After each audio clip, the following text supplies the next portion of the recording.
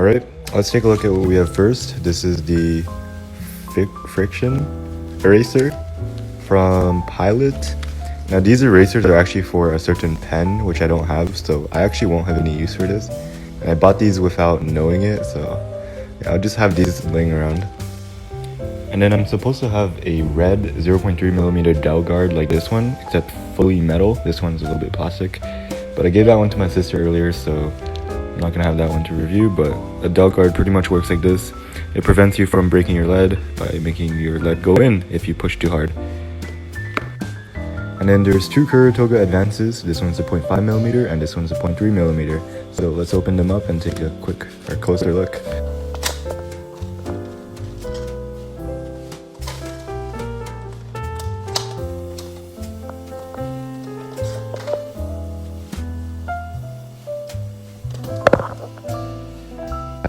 So once again, let's take a look at the label.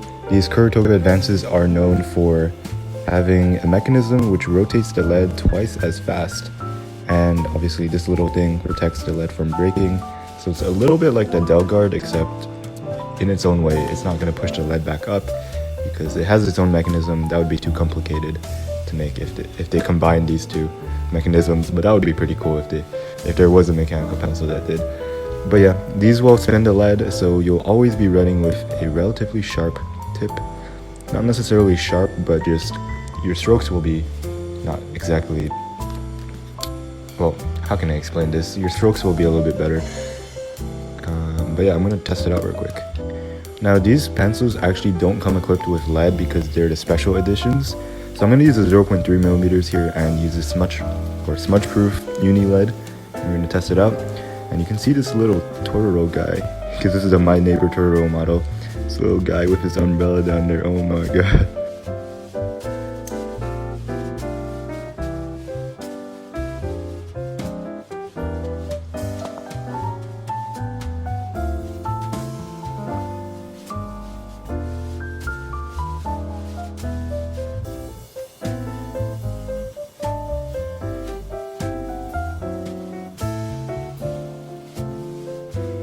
Wait, hold on a moment. If I shake this, I can feel that there's a lead in there, and there's more than one in here.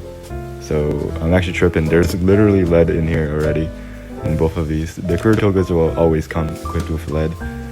So yeah, this is not going to be the smudge-proof lead we're testing. It's going to be the original Kuru Toga lead in there. Anyway, let's take a look at the mechanism here. So as you can see for the 0.5, the sleeve is hidden. You can reveal it like that and hide it again by pushing it inwards so you don't poke yourself. The same thing will go for the 0.3s because this is the Kuru Toga Advance.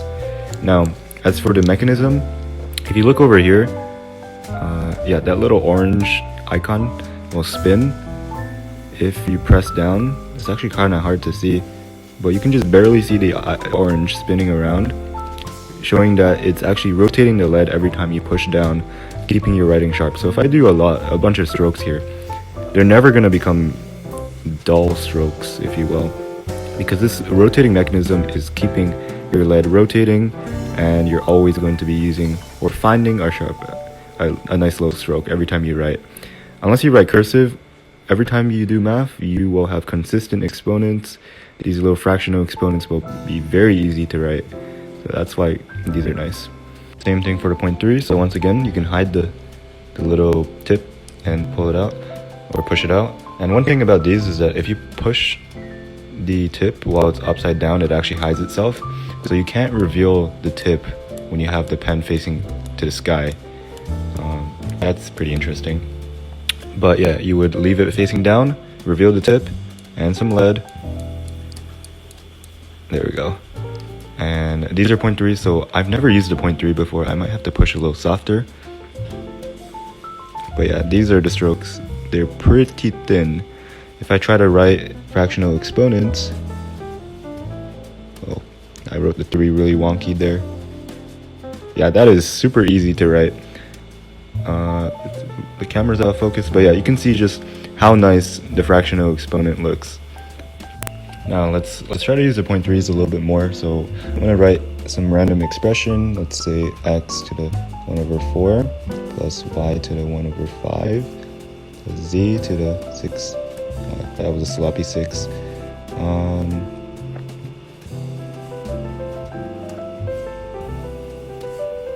if we're gonna do the square root of square roots, or of cubed roots, it would look like that. Now my handwriting isn't the best, but you can just see how nicely the 0.3s allow you to write. And I haven't been lifting my pencil a lot, so I'm not actually using the mechanism that much. If you do want to take advantage of the mechanism, every time you would come from a more vertical angle and your strokes are going to be sharper. However, I always come in from an oblique angle, so I don't even use the mechanism as much as I could be. But yeah, that's not going to matter too much because it's already really sharp. And so before we put away the Kuru Toga, let's take a look at the design real quick once more. So this is the My Neighbor Totoro. It's a little guy over there with his umbrella. I actually never watched the series, and everyone tells me I should. This is a Spirited Away one. You can see it a little. I don't even know what that character is called, but there he is. And a little bit, I think that's a Japanese or Chinese character, but in this case the series is Japanese, so it's kanji. And then the little blob guys down there. And yeah, it's in the golden color, and the pencil is going to be solid black. This one's white with a shiny pearl purple. One final thing about Kuru Togas, if you guys ever do become interested in getting these, is to know the difference between the different models. So this is the base model Kuru Toga. You'll notice that at the top it doesn't have the metal clip, unlike the Advance, and the Advance says Advance over there implemented in there. So the difference is that the Advance is going to turn your lead twice as frequently as the original one, and the original one practically doesn't even turn my lead as fast as I want it to because I'm so used to the Advance. And you'll see that when you turn the original, or when the original lead is being turned, you'll see the orange and the white icon there turning just ever so slightly. But when you see the Advance, let me use this one so you can see it better. It's a little bit of a golden one. You'll see how much faster this one turns, or how much more frequently the lead is turning. I didn't really press it down enough there, but this one's gonna turn your lead a lot faster, so always go for the Advance over the original. They cost almost the same anyway. Now all of these are the actual erasers that are usable, which came in, unlike the friction over here. So I'm gonna quickly unwrap all of these and we're gonna take a look at them.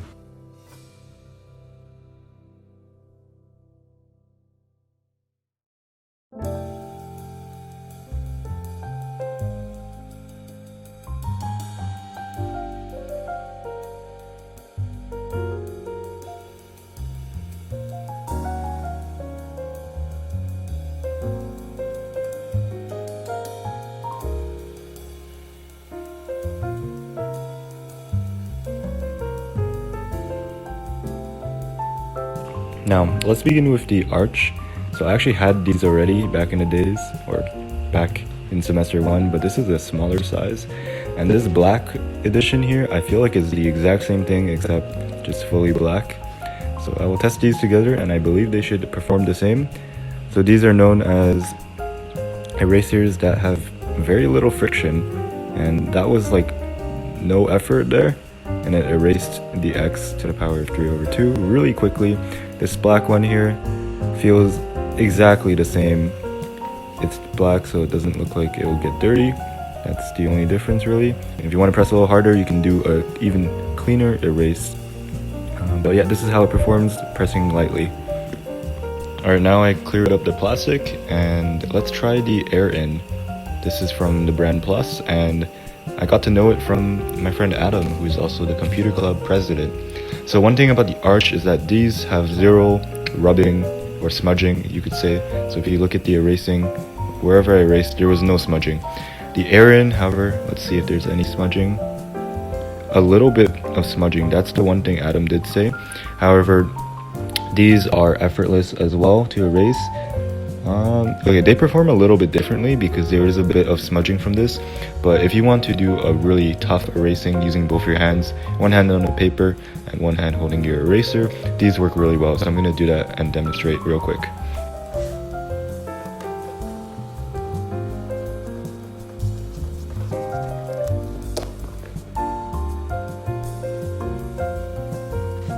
So as you saw from that, if you erase like a normal person and use both your hands, this eraser performs flawlessly. And the difference is that this one will have a bit more erasing power, but this one, or these two, will not smudge at all. and are frictionless. This one's also pretty frictionless, but this one grips a little bit more, but it barely grips at all compared to any conventional eraser sold in Canada. These two types are both great and comparable with each other. Now the Pilot foam eraser I've not ever tried before. The only reason I didn't get this one was because they cost like $5 each on AliExpress, but I was able to get them at a normal price of about $1 on JetPens. So let's see how this performs. Assuming it's a foam eraser like the Sakura Arch, like these two, I'm going to erase with my just one hand here, really lightly. Maybe I'll do it here, and we can see that it works pretty much effectively. I did a harder stroke over here, that's why I can see the graphite a bit more, but near the end I'm not even pushing down at all, and it's erased everything pretty much entirely. So if I were to use both hands and erase really hard, you can kind of imagine it performing similar to the Air In, maybe a bit more like the Sakura foam though, because they are foam erasers, so there's like no friction. Lastly, we have the Sakura Sumo Grip. Yep, the Sakura in the top right corner, if you can see that little logo. This is the infamous sumo grip that everyone in the stationery community talks about. Apparently this one's going to be one of the best. It has these little no harmful, whatever that is, in the back. And I've never tried this before, so let's see if this is really the best. So like a foam eraser, I'm going to try to use one hand, and this is just not pushing down at all. These strokes are a little bit harder, and this is erasing effortlessly, just without any pressure. Now let's see how this works when I use both hands.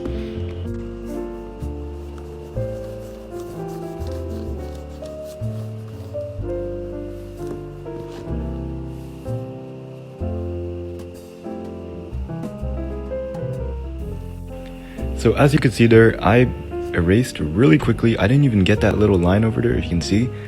But anyway, everywhere I did get is completely gone. Even though this says sumo grip, I feel like this one had absolutely zero friction at all. It compares to all of these foam erasers over here. In fact, they're all foam erasers except for this one. Maybe this one's a foam eraser too, and it just doesn't say. But yeah, this one says sumo grip. I would have expected it to be super grippy, but this one's not grippy at all. However, it does grip off all the graphite. So that is the best. I think this one's honestly the best, but I'm going to show a quick comparison using both my hands with the erasers that I haven't used, or that I haven't shown already, using both my hands, which will be the Arch and the Pilot. Alright, so I'm going to use this pencil. This is actually the Kuru Toga Advanced Upgrade version, which means the whole thing is metal compared to a little bit of clear plastic at the front. You don't even see the mechanism here. It's covered by metal with dots. But anyway, I'm going to use this and make a few even pressure lines, which we're going to use to test all 5 erasers. So let's finish the 4th and the 5th line. I'm not pushing down too hard. This is how hard you should be pushing down when you use the 0.3s, and this is already sufficiently dark. I'm going to do a really hard line on the bottom for each of them. This is like me pushing down like decently hard. I would never push down harder than this for any of my writing.